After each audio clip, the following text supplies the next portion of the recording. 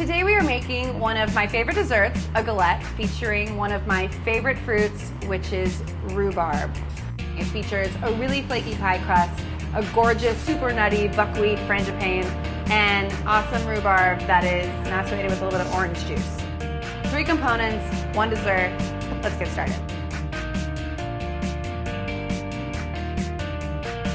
So first things first, we have a pie dough. We've already made it. It's chilling in the refrigerator.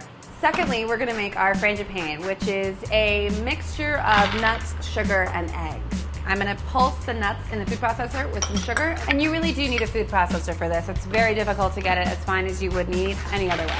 What you're looking for here is not a smooth paste. You're not making hazelnut butter, just kind of a really fine sand. That looks good. So I'm going to add 1 large egg, 4 tablespoons of unsalted butter at room temperature, 2 tablespoons of buckwheat flour. And the buckwheat flour might seem a little unusual, but it actually pairs so wonderfully with hazelnuts. And because everything needs a little bit of salt, I'm going to add 1/4 teaspoon of kosher salt.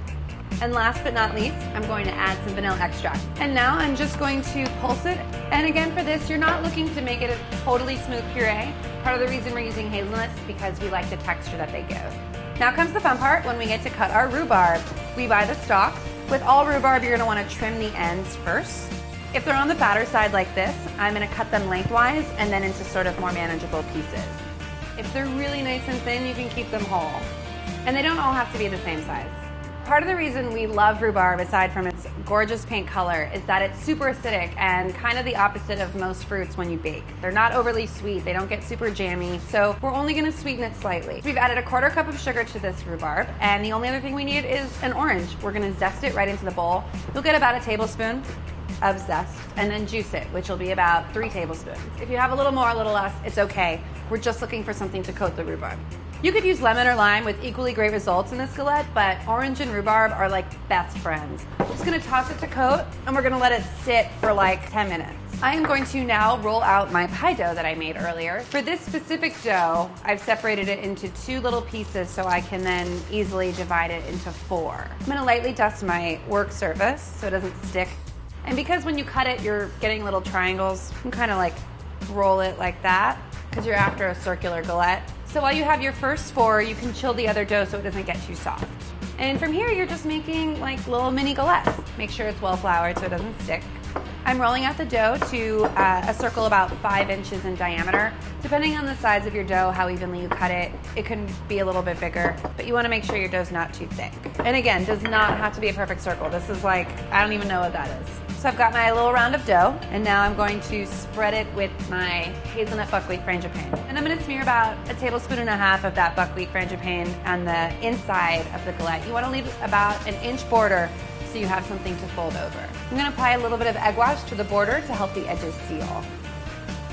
You're going to add some rhubarb to the center, and you're not looking for a total measured amount. I mean, you kind of want to just make sure that it looks full, but it should look a little rustic. It shouldn't be all in a straight line, which is nice when your rhubarb's different sizes. And now I'm just going to fold up the edges. You want to crimp the edges so everything kind of stays inside.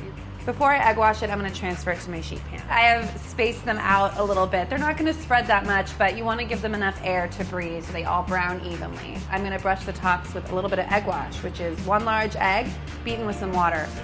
Because it looks so beautiful and taking that golden, crackly, crunchy crust to the limit, we're going to add some demerara sugar. And you can use granulated sugar here too, but this stuff really looks so nice. And last but certainly not least, we're going to add a little bit of anise seeds. It just kind of gives you like a faint licorice-y vibe. And that is it. We are ready for the oven. And there you have it. Our galettes are out of the oven. The crust is golden brown. The rhubarb is super soft, tender. The juices have mingled with the frangipane. It's really great. I can't wait to eat one. For this and more spring recipes, go to bonappetit.com/spring.